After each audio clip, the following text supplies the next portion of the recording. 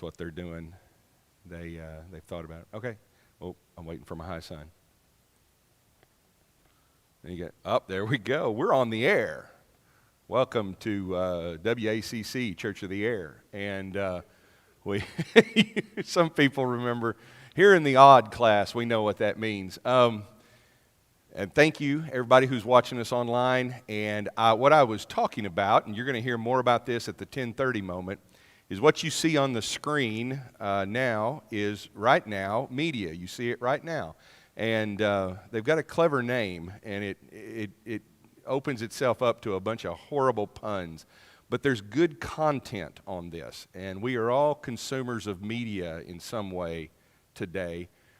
I was talking to some of the folks here in the class, and we have a tradition of learning. Disciples are learners, and this is the way people learn today. And, if you still go to the library and check out a book, keep doing that. But maybe you're like me, and it's just so convenient. It's so easy to just see what's on my phone, see what's on my screen. We don't even talk about phones, TVs, monitors anymore. It's all screens. Everything's a screen. Well, I know you can pick this up anywhere. Social media has done this. This allows us to put better content out there, and you might learn something along the way. So we'll be telling you more about that, but you're going to get most of you here should get an email today about this. If you don't get an email, it's because we don't have your email right now, or we don't have your current email. Don't worry about that. If you haven't received an email by the end of today, get in touch with us and we'll add you into this. It doesn't cost you anything. The church is paying for the subscription. It's an investment in not only in our learning, but in our outreach, because there are ways that you can use this material Monday through Saturday, not only to grow yourself and educate yourself, but you can help others as well. There's ways you can set up Bible studies in this. And I know all of you have family members, you have friends, you have people that might be interested in growing spiritually with you, and this is a good, simple way to invite them into that, and you can be a partner in that process without feeling the burden of having to manage, control, and teach them. You can just let the Word do its teaching. There's different resources in here. You can find something that'll work. That's Right Now Media. Right now, we're going to do a different kind of media. This is homegrown stuff, and it's a few years old even. I told you last week that I stumbled across this material, and it was all about the disorientation that we feel as a people when we go through a period of change. Now, this material originally came from 2005, 2006. If you go back on the westark.org website, I'm sure you'll find it back there around that time at some point. I don't remember exactly what format I did this class in, but when I was looking through these notes, I realized this is where we're at as we're recovering from COVID. Verses like this mean more to us now because of our experience. You read at the end of Hebrews, and in Hebrews, the writer is trying to encourage Christians who are struggling to keep up the effort. They're getting tired. They're getting worn out. They're wondering if it's worth it. And they see things falling apart around them. They see a society around them. They see their church communities falling apart. It's just not the same. Last week we brought in some information from the Gallup poll, and everybody just keys into stuff like that, where the Gallup poll says, for the first time ever, the number of people who claim association with some denomination is less than 50%. And they give us pictures of empty churches, and it makes us think, oh no, it's all failing. Hebrews remind us that Jesus, by the world's definition, is a failure. But that was his mission, and that's where we need to be, is with him. Jesus also suffered outside the city gate to make the people holy through his own blood. Let us then go to him outside the camp, bearing the disgrace he bore, For here we do not have an enduring city, but we are looking for the city that is to come. And the trap that we get into is that we turn our church, our family, our community, we try to make that into the enduring city in this world. And it can never be that. It's always and forever going to be a temporary situation that we find ourselves in as we strive for an enduring city that God is taking us to. We are nomads, we are pilgrims, we are exiles from this world, but we live in the environments of this world. Jesus gave up the city. My friend Randy Harris uses this in a sermon, and he says, we've been defending the city gates for so long from the barbarians. Why bother? We ought to just give the barbarians the city. We need to leave the city and go to Jesus outside the camp. Tell the barbarians, you can have the city. It's too hard to manage anyway. Just go ahead, help yourself. You'll get tired of it pretty soon. And I think that's what we need to be conscious of, is that we're called on to something else. We looked at patterns in Scripture of these nomads and exiles going all the way back to Abraham. And you look at the Exodus and the exile. You even look at Jacob's sojourn in the land of his uncle Laban. You even look at the persecution in Acts 8. And there's always a pattern. You go from one state through a process to the new state, whatever that may be. For Abraham, he left the land of his fathers. He had to leave all that, wander through Egypt, and then he ended up in the land of Canaan, the land that was promised to him. What we have here, this is just the simplest way of describing our situation, is we're leaving the land that we knew, we're going through a confusing and uncertain now, and we're heading towards God's future. Now remember, when I originally generated these slides, and this is not all original material with me, I'm indebted to more people than I can list right here. The design of the slide is mine, but the concepts I've gleaned from others. I originally came up with this 15 years ago. 15 years ago, and yet tell me, do we not right now feel like we are in a confusing and uncertain now? I mean, look, we got white tape all over the pews. We're not even sure to do with it right now. Are you supposed to social distance? You're not supposed to social distance. Are we supposed to be 3 feet apart or 6 feet apart? That virus sure has gotten fat and out of shape, hasn't it? Because, it used to be six feet. You had to clear 6 feet. Now he just tuckers out at 3. He's just like, oh, I can't make it no further than that. You didn't know that about science, did you? Yeah. We are in a confusing and an uncertain now. And we want to know, where do we go? Jeremiah 29 has always been a comfort. It's a word that comes out of a time of exile. And Jeremiah is writing to exiles, to people who've been taken from the land that they knew. They are in a confusing and uncertain now. But God has plans, not to keep them in exile forever. What they're experiencing, he says, you're going to live through it. Some of you may not live through it, but this will not be the future. This is not the future I have for you. So he writes through Jeremiah to these exiles.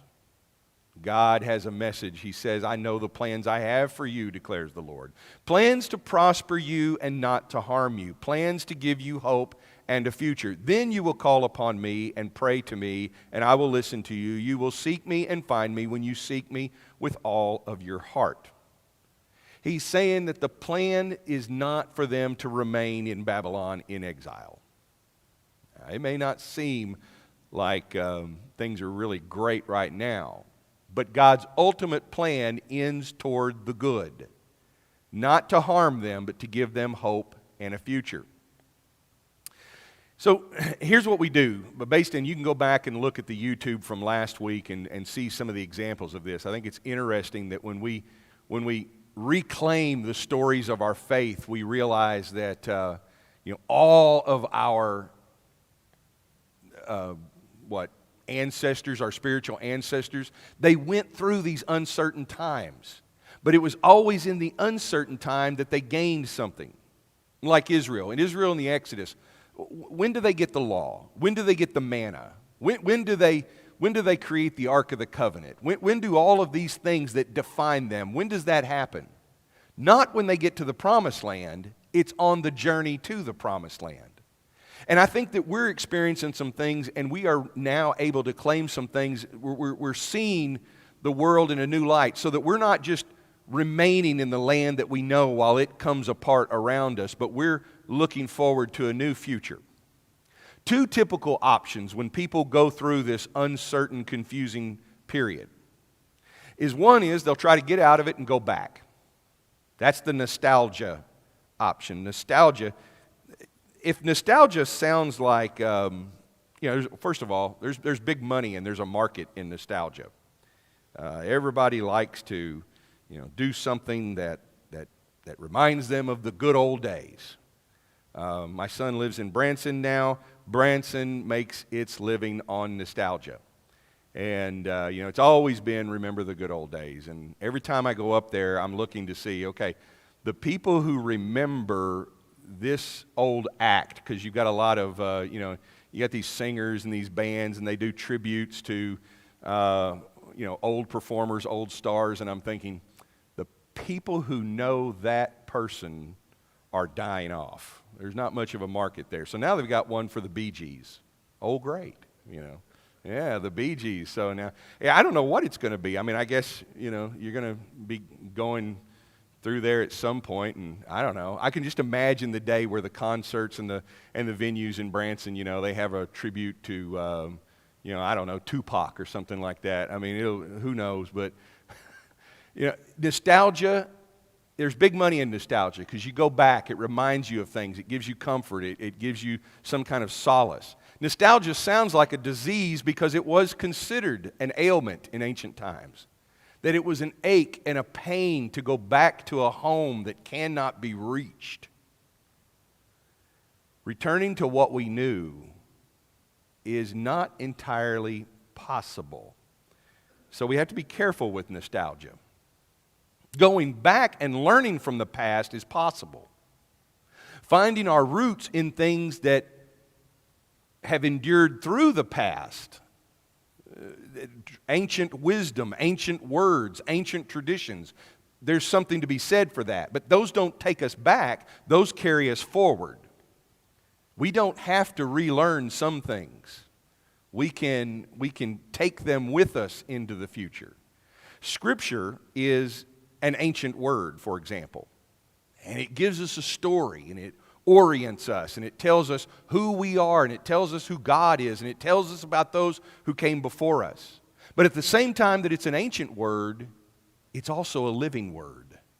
It goes with us. It even goes ahead of us. Likewise with Christ. One of the points that the Hebrew writer makes is that we're always changing and going through these uncertain nows, but Jesus Christ is the same yesterday, today, and tomorrow. He's the constant. That's not nostalgia.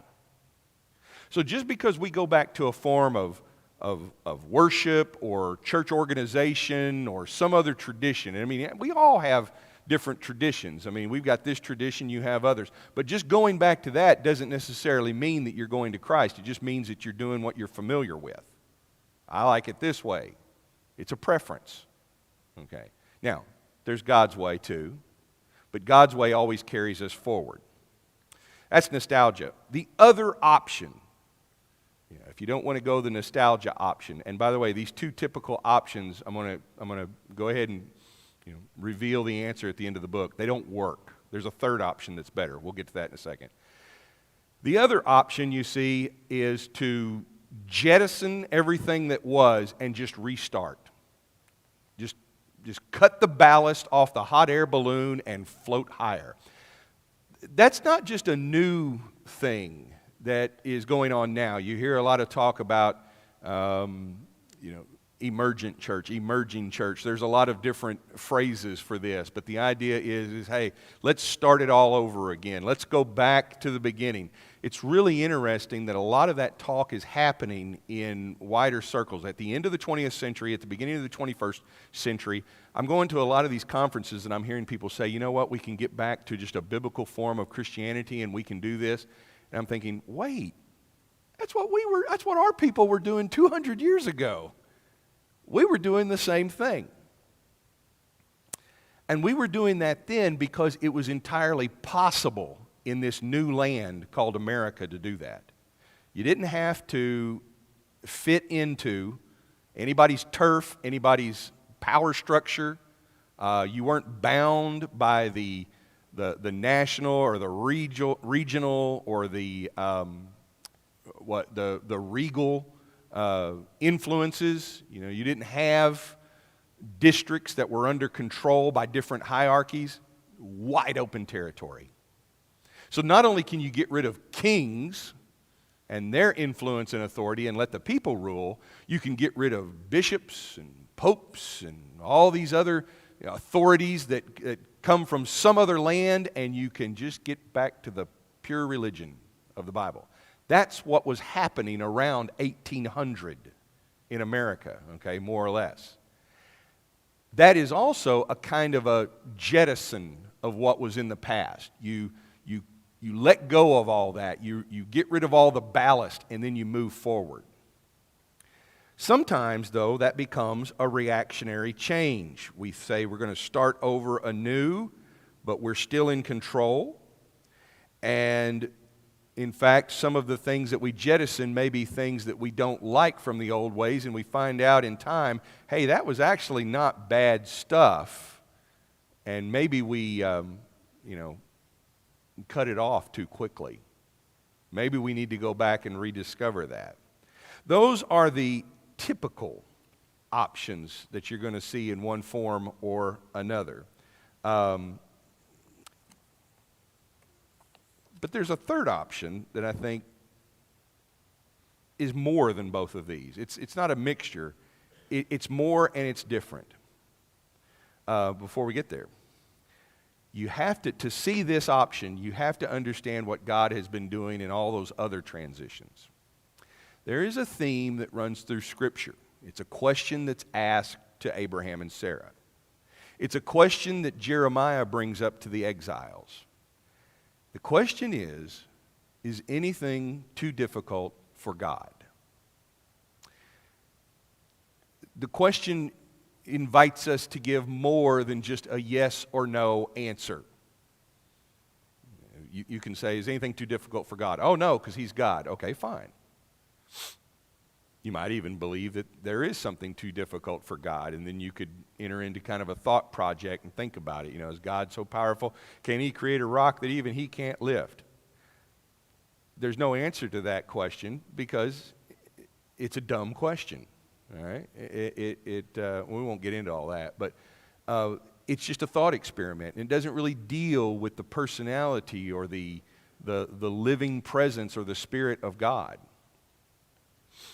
When you say, no, nothing's too difficult for God, now you have to ask, okay, if that's true, then why do we want to hold on to control?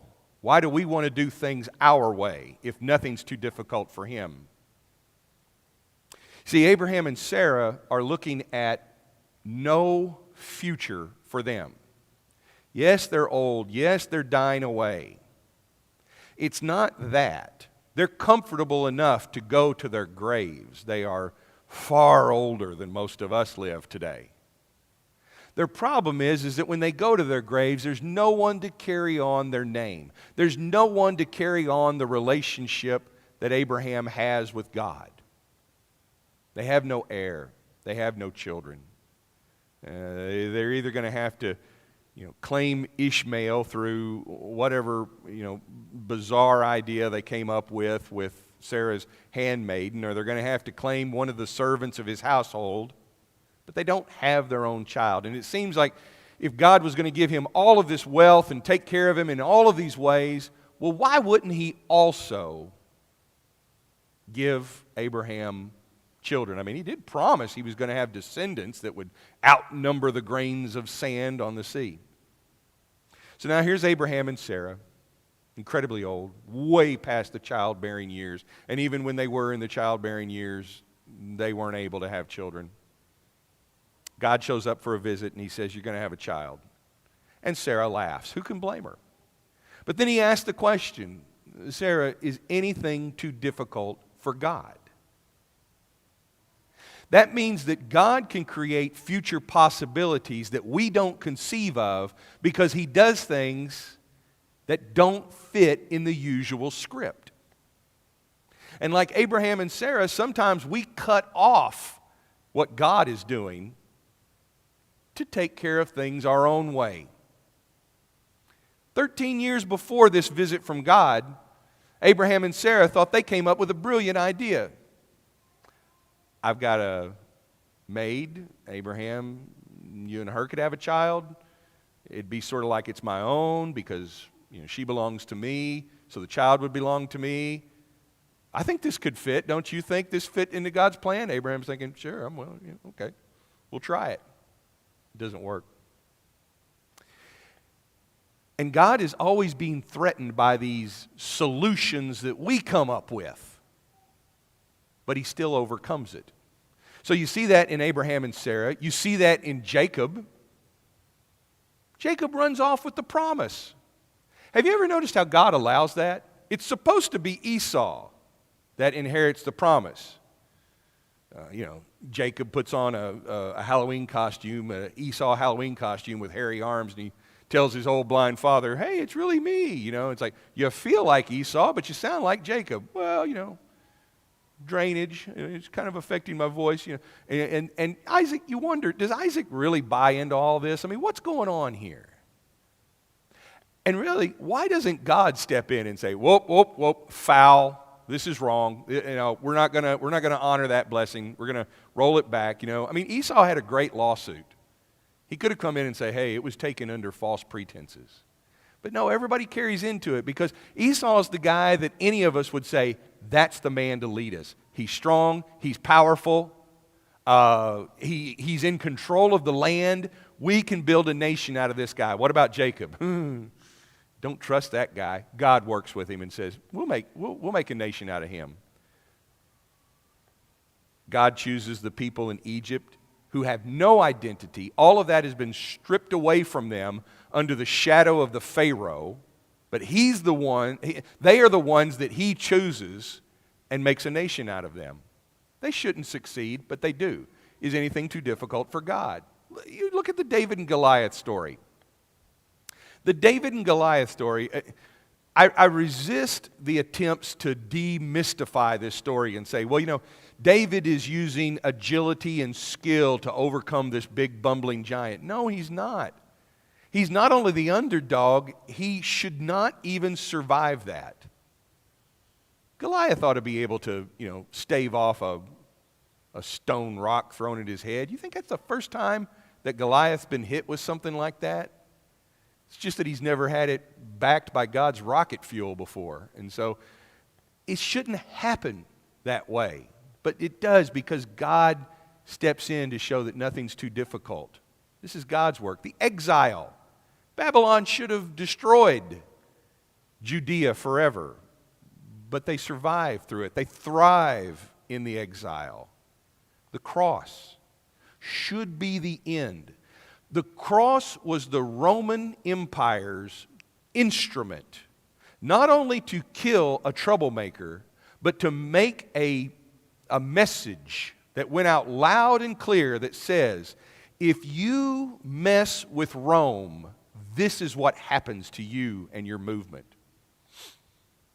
Best portrayal of that's probably in the 1960 movie Spartacus.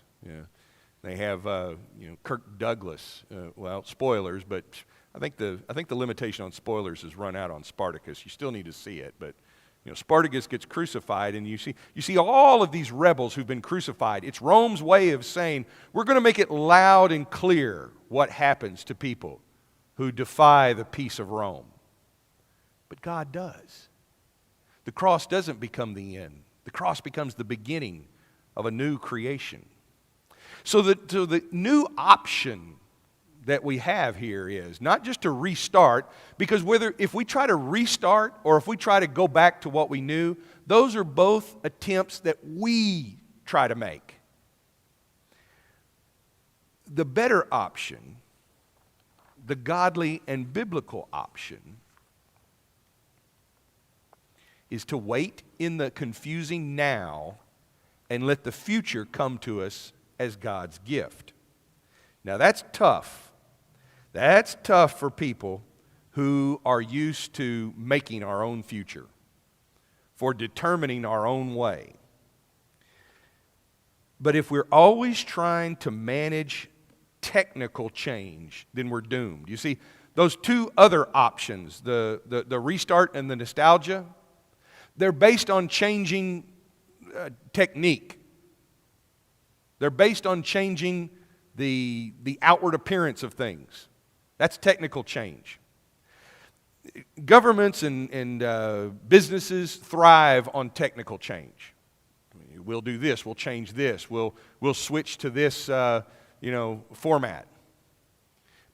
Here's a little thought experiment. Unless you are in the computer IT business, how many times has your company changed its computer format? Then everybody has to relearn it again, and everybody's like, "Here we go again." I was just getting used to the old way, and now I've got to learn this way.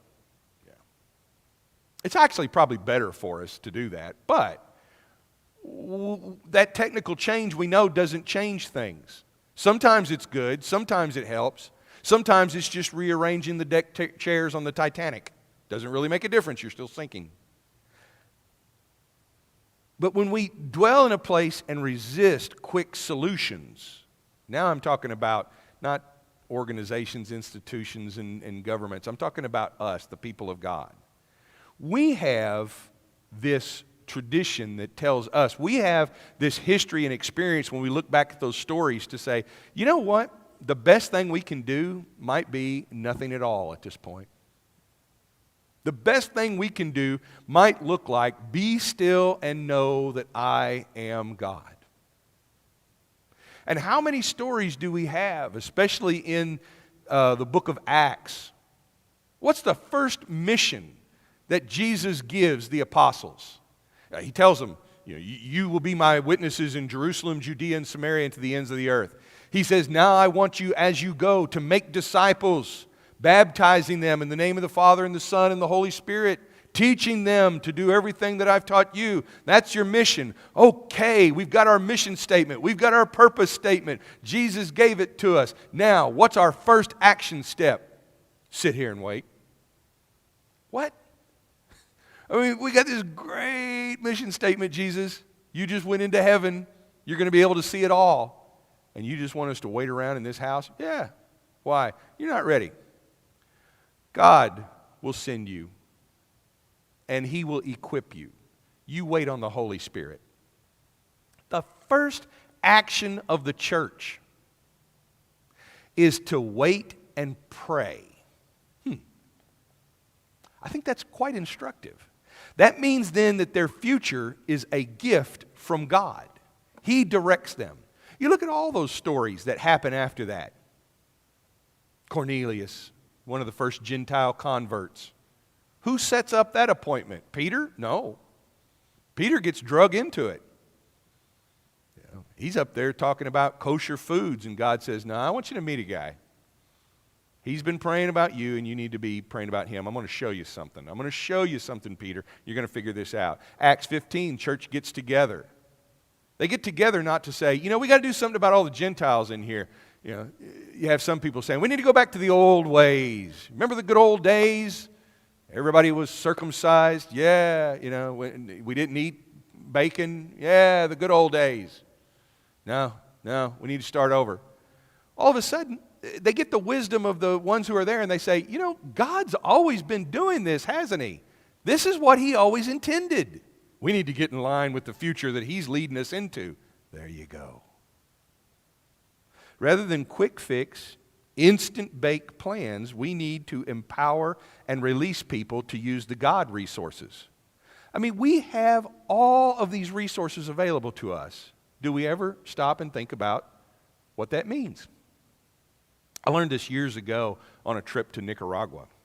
I was in Nicaragua, and I'm young. I'm a restarter. I'm a fixer. I'm ready to. I'm not old enough now to have nostalgia and go back to the way it is. That's probably where I'm at more these days. But I'm like, hey, whatever it is. We can rebuild it. We can start again. There's new possibilities. We're moving into the 21st century.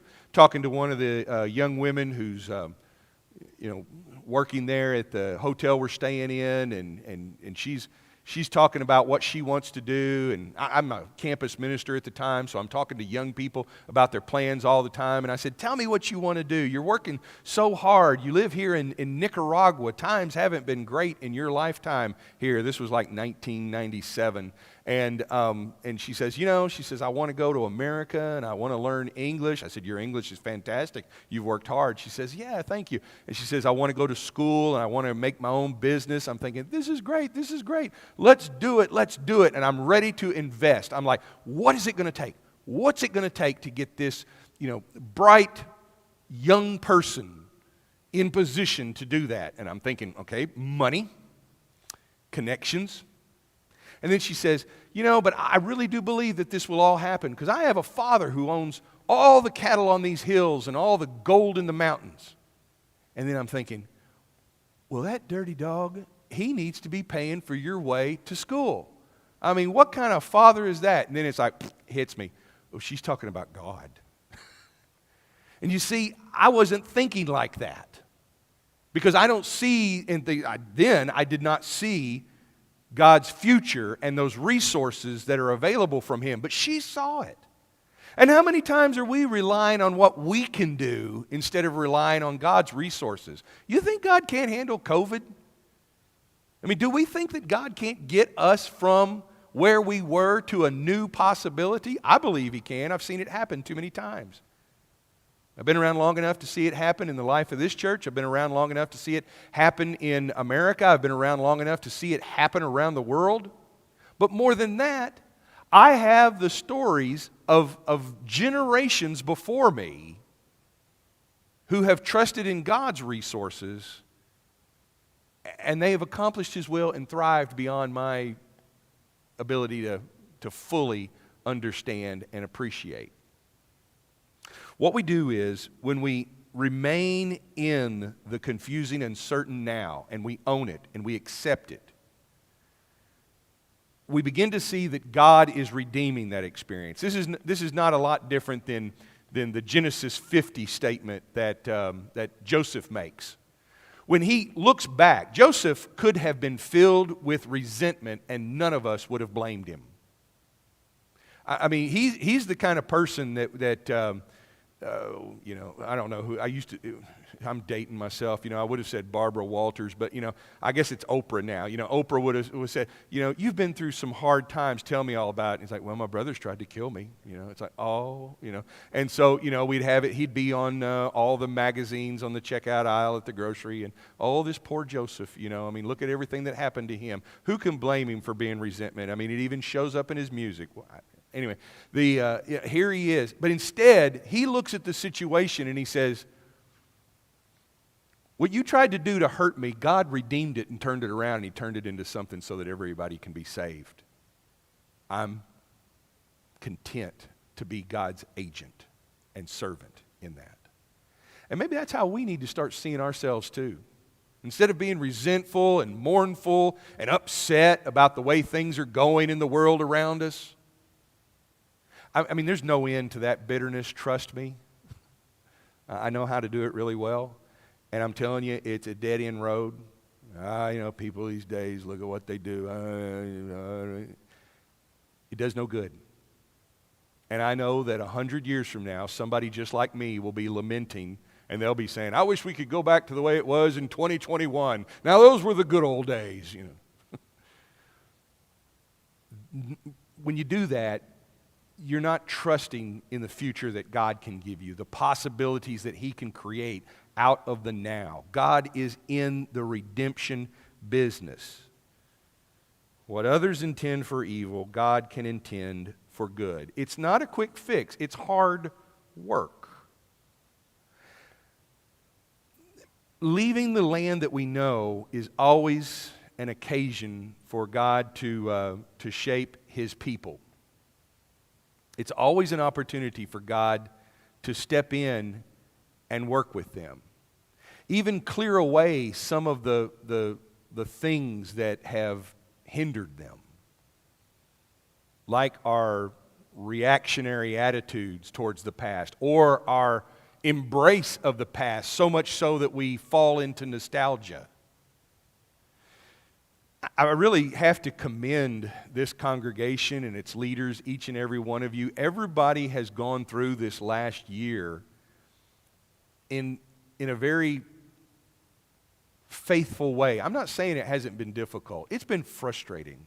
It's been frustrating to all of us. We want to do the right thing. We want to see each other again. We want to get back together. We want to start planning things, but we know that at any moment it might be difficult to do that. And the truth is, we've come through this with some experiences where we realize, well, wait, when has it never been this way? Maybe what God has taken away from us is the illusion that we have always thought that we can do whatever we want. We want to do this, we'll do this. We want to do this. We want to plan this event. We want to make this trip. We want to do this. And instead, maybe God is saying, you know, you can do all those things, but just one thing is necessary. Like his conversation with Martha and with Mary.